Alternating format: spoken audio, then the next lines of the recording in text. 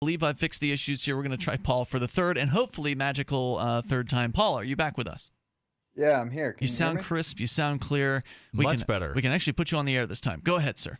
Okay, awesome. Yeah, so I'm calling in about this Boston Strong video that I think Cantwell posted. Is that he put that Boston Strong. Yes, this is a person, not a slogan, but somebody that is called Boston Strong by some of the activists in the Keene area. I don't think that this guy refers to himself in that manner. Actually, from what I understand, he refers to himself as Boston. Is that his Facebook name? Or is that his real name? What his name on Facebook is. Just his alias, maybe. I believe that is what he goes by among friends, and somehow he got called Boston Strong by some of the activists in the area because of his anger. And I think he was wearing a Boston Strong T-shirt one day. Okay. Yeah, so this guy is a member of what is a group called Stop Free Keene, which is a local group of haters, people who are very angry about the liberty activists in the area, and they have organized to some extent to try to stop us. I'm not sure exactly how they plan on doing that, but apparently it has something to do with telling lies in a lot of cases and being very angry and spreading libel and misinformation. And possibly stealing newspapers. Possibly as well. So Boston Strong is one of those people, and he happens to live about 3 houses down from the LRN.FM studios, which is across the street from. That's unfortunate. Which is across the street from Christopher Cantwell's house as well. And the Boston Strong video to which you refer is actually, as we speak, the top story at freekeene.com. Garrett Ian, one of the bloggers there, posted an opinion piece where he is not happy with the behavior of both Christopher Cantwell or Boston Strong. And so anyone who hasn't seen the video, you can just go to freekeene.com. It's right there right now. But I'll put a link in on our Facebook, Google+, and Twitter as well. What were your comments, Paul?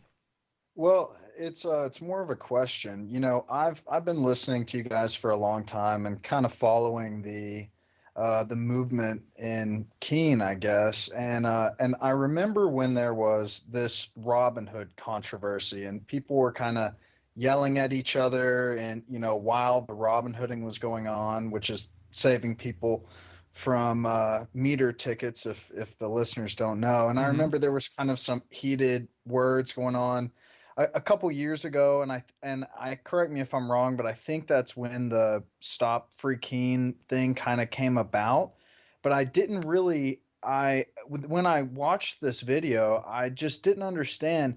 How did it get? What was the leap, or what happened between these arguments sort of in the street over the meter maids to now people are driving by screaming, stealing a flag allegedly? All of this, like, what is going on? There's now all these people are involved doing stuff. Yeah. Sure. Okay, so let's see if we can recap briefly here for our listeners who may be just tuning in. Free Keene is a website that sort of catalogs activism in the Keene area as part of this movement of liberty-loving people who have come here and have done various different types of activism. And Robin Hooding, as you mentioned, is one of them, which is sort of activism where you go and you save people from getting parking tickets. Well, it turns out some people like the parking tickets, and they like the parking meter enforcers. And so they feel like the Robin Hooders are harassing the meter maids, and so they've made it their job to give us a taste of our own medicine is the idea. They want to harass us back is the idea. Now, of course, there's no harassment going on of the meter maids at all. That's a ridiculous claim, but I understand. But even if there was, the Superior Court judge ruled that it is protected speech because their contract and their employment handbook says that they are to endure verbal and mental abuse. Legally, that's true. I don't believe I'm mentally abusing or verbally abusing anybody, but obviously everybody has an opinion about that. Well, you could believe that, but they could believe something differently. Their opinion is different. Their opinion is that it is harassment and that they want to do something about it. So some people have gotten violent over this. Garrett Ian has been physically threatened multiple times and attacked on the streets while doing Robin Hooding by some of these thoughtless thugs, basically, locally. And it's no secret where the studio is here. It's no secret where the Keene Activist Center is. And so, it's not like we're hiding. And so, therefore, this location has become the target, even though there are dozens of Free Staters, liberty activists in the Keene area. The one known location is this location. So, of course, it's going to be the target for theft and vandalism and for people shouting and screaming out in front of the house and things like that. So we can continue with the discussion here in moments. Your calls and thoughts are welcome. 855-450-FREE. It's Free Talk Live. We've got Paul with us here. He was curious to know more about the video that's currently posted over at freekeen.com, and I will post it, or I did post it actually, to the Free Talk Live Facebook and Google Plus and Twitter. The Boston Strong conflict between our Wednesday night co-host Christopher Cantwell and local freedom hater Boston Strong.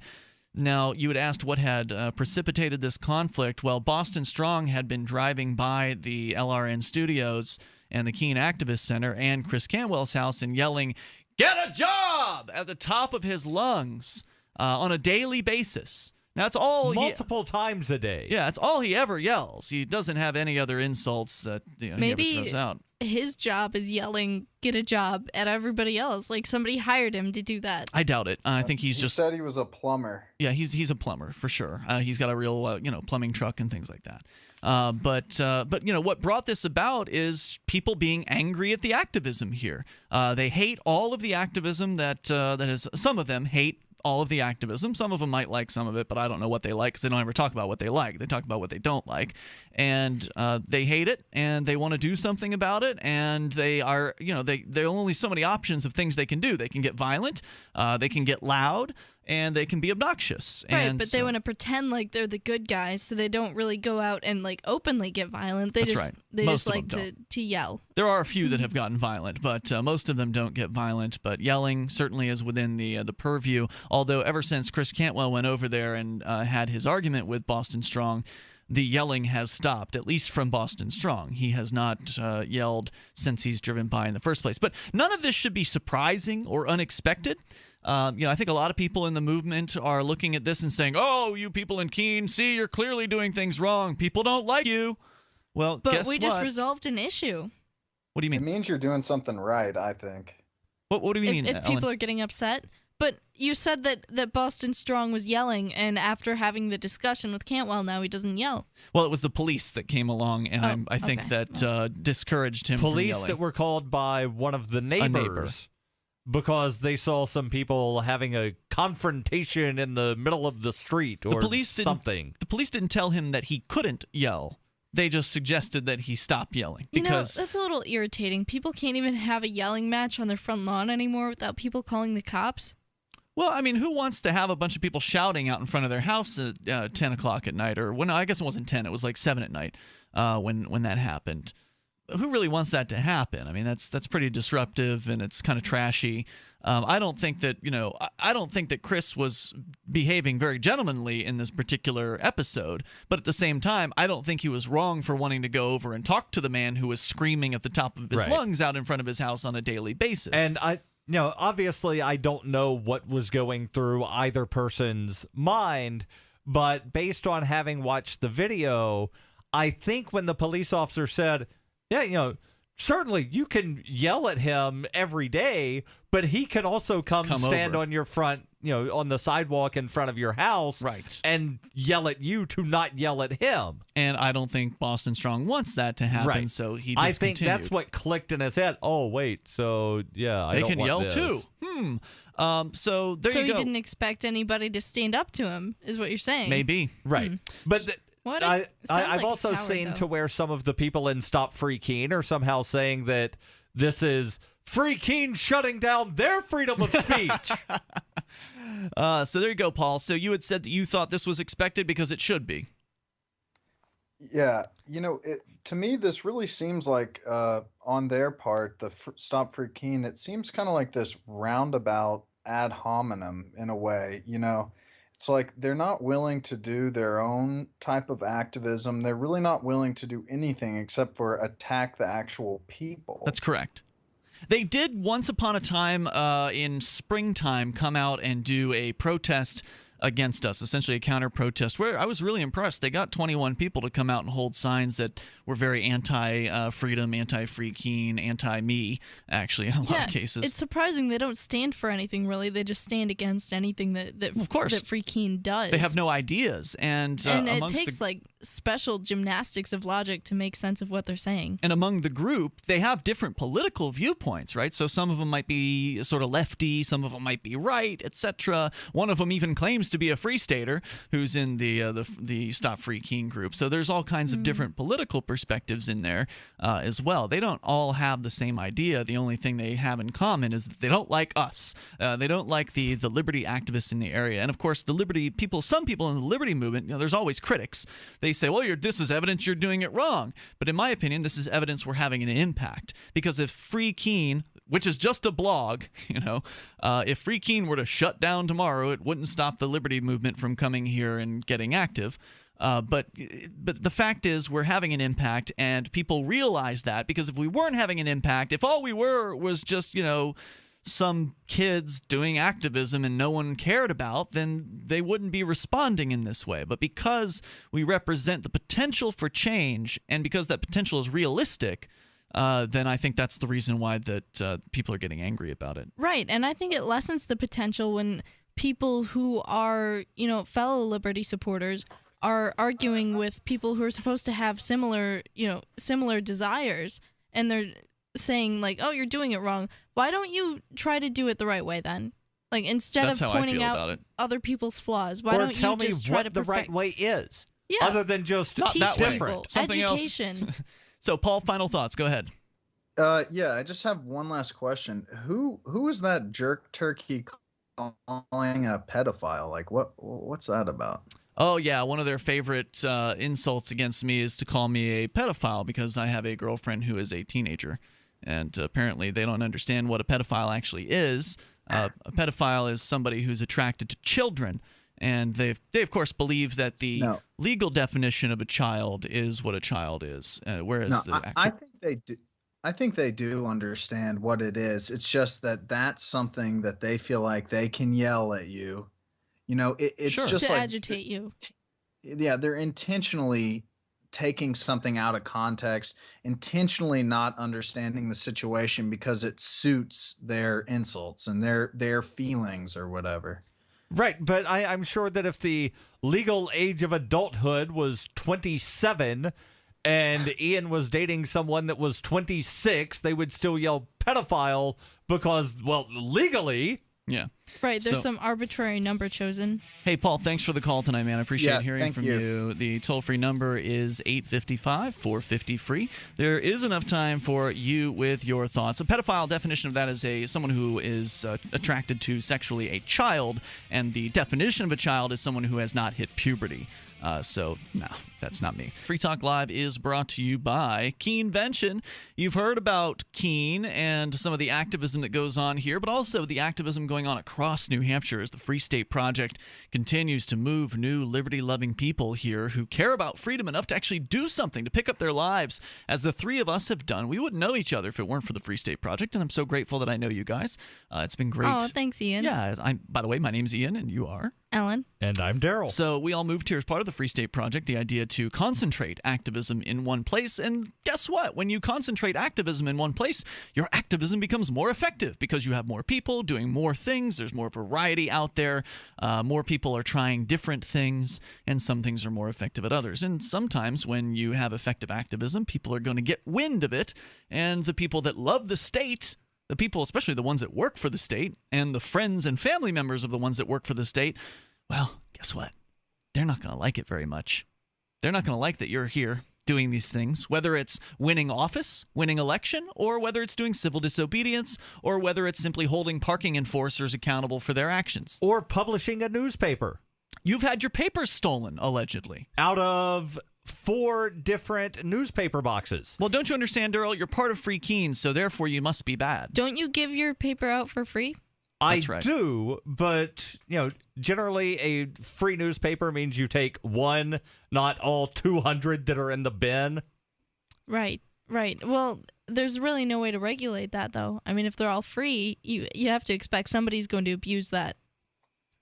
Right, but it's one of those known things of unspoken Ellen, rules of you society. You don't take all 200 newspapers. It'd be like me going into a restaurant and taking all of the ketchup packets. There have actually been people that have done that and gotten arrested. So in this case, Daryl has. You've come up with an interesting solution, or at least an idea. I don't know if it's going to be a solution, but right. So I got the idea actually from one of the other people that lives here in Keene, another activist that worked for the college newspaper down at UMass when he was in college down there, and they had a similar thing. It actually was not the official college newspaper.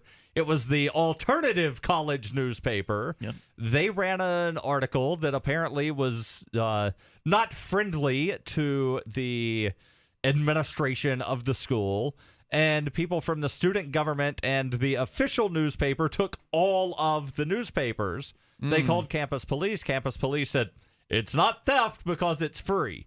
So they put something on their newspaper that said, first copy free, additional copies $5. So then it makes taking more than one taking a thing of value without permission. Which is theft. So we're going to continue. Your calls are welcome. Our Skype username, LRN.FM. Our toll-free number, 855-450-FREE. But if you look at just regular politics, that's a nasty business. Anybody in regular politics who's done campaigning before knows that if you put out campaign signs, those things are going to get stolen. They're going to be mutilated, and that's common. It's a nasty, nasty game. And so no one should be surprised that, even if you're not doing politics, if all you're doing is putting out a newspaper or, some civil disobedience or protesting or whatever, that people are going to they're going to flip you the bird. They're going to yell, get a job. They're going to insult you. They're going to make things up about you. They're going to smear your character because you represent change. And people generally are uncomfortable with change. They feel like they're free already. This is a common statement made by some of the people in Stop Free Keene. Well, we don't appreciate them coming here to try to free us. We're already free. I feel like it's more of an ego thing. Like if they were to allow you to spread your opinion, then they'd have to admit that they were wrong about something. And that's not something that people like to do. No, people always like to believe that they know everything already. They don't need your help. They don't like change, and they don't want to be wrong. So you're absolutely right. And so some of them will lash out in very dangerous ways as a result of that. But I'm grateful that, nobody has been killed over this. There has been there was a young man who was pushed into a fountain earlier this year who actually, in point of fact, was not a Free State Project participant.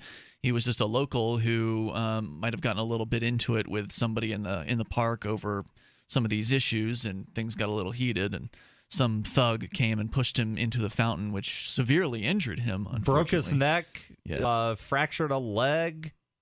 But if you think back to the 1960s and the movement for freedom back then, Martin Luther King and others, there were people who were killed, lynched. Yeah, those weren't uncommon. Gladly, occurrences. It hasn't reached that point yet, but Right, I could see it escalating. If these events were allowed to continue going. They're going to continue. More people are going to move here, and more people are going to win election, and laws are going to, get repealed and changed, and they can fight all they want. It's not going to stop the progress. People are going to come here, and if you're scared, then you don't belong here in New Hampshire.